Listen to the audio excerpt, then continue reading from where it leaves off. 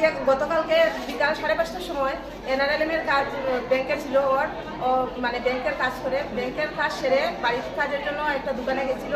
তো সেই দোকানদারের সাথে মানে ওর কথাবার্তা চলছে। তারপর সেই কাঠ ব্যবসায়ী আইনুল হক উনাকে ডাকে, সেই দিদিকে ডাকার পর উনি বললেন আমি তো এখন আসতে পারবো না তোমার ডাকে। তারপর সে বলল না, আবার ডাকলো। তো 3বার ডাকার পর দিদি ওর দোকানের সামনে গেল, যাওয়ার সাথে সাথে ওর হাত ধরে টেনে ওকে চেয়ারে বসিয়ে দিল। সেটা কি কোনো নিয়ম যে দোকানদার যদি কাস্টমারকে ডাকে ওর হাত ধরে তো টেনে ওনাকে চেয়ারে বসানোর কথা নয়? হ্যাঁ, তারপর চেয়ারে বসানোর পর যখন ওর সাথে মানে অশালীন ব্যবহার করার চেষ্টা করতে লাগলো, তখন সে মানে সেই দিদি অনেক চতুর এবং মানে সাহসী মানে কৌশল অবলম্বন করে সেখান থেকে বেরিয়ে আসলো। তো বেরিয়ে আসার পর তো থানায় কেস ফাইল করেছে। তো করার পর জানি না, ওরা তো বলছে এবং যে ওরা আসামি আইনুল হককে ধরেছে এবং পুলিশ রিমান্ড থেকে ওকে কোর্টে চালান করেছে। তো আমাদের মানে মুখ্য উদ্দেশ্য হলো এই যে ভদ্রলোক, উনি তো একজন বিশিষ্ট কাঠ ব্যবসায়ী এবং উনি তো বয়সে মানে একদম কম নয়, যুবক নয়, উনি প্রায় প্রৌঢ় অবস্থায় আছেন। ওনার এই এতটুকু যে শয়তানি বুদ্ধি, সেই শয়তানি বুদ্ধির জন্য একটা মেয়েকে যেভাবে অশালীনভাবে দিন দুপুরে বাজারের মানে বিকালবেলা সে এই ধরনের ব্যবহার করছে, উনি কি না করতে পারেন। আর আমরা যারা আছি সমাজের কর্মী হিসাবে কাজ করছি, আমাদের তো রাত্রে 7টা 8টা তো অটোমেটিক হতে পারে কোনো সমস্যার কারণে। তো আমরা যদি সমস্যার সম্মুখীন হই বা অন্য কাজে যদি আমরা জড়িয়ে থাকি, আমাদের নিজের ব্যক্তিগত জীবনের তো অনেক কাজ থাকে, আমরা কোনো দোকানে যাওয়ার থাকতে পারে। তো এই ধরনের মানসিকতাপূর্ণ যদি লোক সমাজের ভিতর বসবাস করে, সেই সমাজটা সুরক্ষিত কিভাবে হবে? তো আমরা যারা সবাই এখানে আজকে জনকল্যাণ CLF এর আয়োজিত এই জনসভায় আমরা উপস্থিত হয়েছি, সকল সদস্যগণ।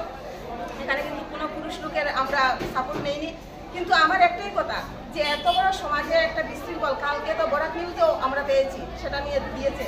কিন্তু আমাদের সমাজের যারা রাজনীতিবিদ ওনারা কোথায়? ওনাদেরকে কর্তব্য নেই? একটা সমাজে মহিলারা সুরক্ষিত নয়, যখন ভোটের সময় আসে তখন তো ওনারা সবাই থাকে, যে যেমন 50% ভোট পুরুষের তেমন 50% মহিলাদেরও আছে। আর সুরক্ষার বেলা মহিলারা থাকবে অসুরক্ষিত, সেটা আমরা মানছি না এবং মানবো না। এটার আমরা বিচার চাই। ওকে শুধু পুলিশ রিমান্ড করে নিয়ে চালান দিয়ে থাকলে হবে না, আমরা ওর বিচার চাই এবং সচক্ষে দেখতে চাই।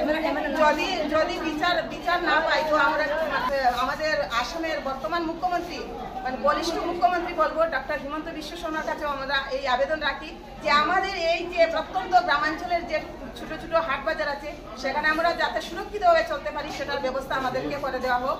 অন্যথায় আমরা কিন্তু এই যে আমরা বিক্ষোভ সভা আরম্ভ করেছি, মিছিল আরম্ভ করেছি, সেটা আমরা চালিয়ে যাব। আর বিচার